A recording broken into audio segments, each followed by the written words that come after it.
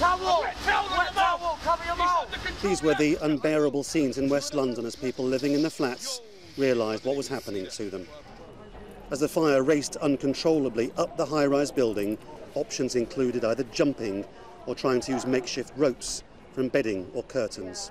It was so intense, the combined forces of dozens of fire crews could do little to stop it. I literally just heard screaming. I saw people jumping out of their windows. The building was literally on fire.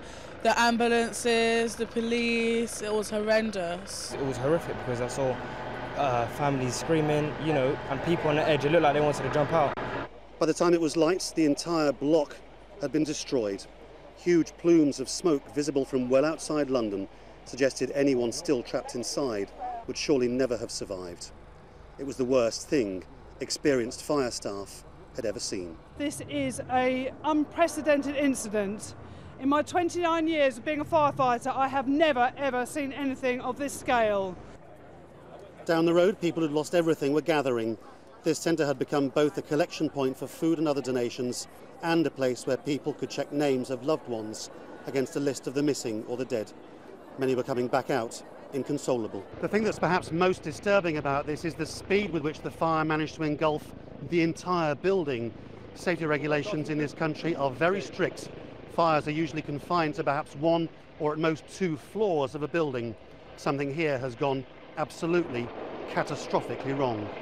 The fire service investigation is bound to focus on repeated complaints from the tower block's residents group about an alleged lack of safety. Recent renovation work was even questioned as being a fire risk. 3.5 months ago, I was watching them coming in with the insulation, and I said to one of the workers, "What are you doing with this insulation? Why are you putting it in the building?" He says, "Oh, it's to keep you cool in the summer and to keep you warm in the winter."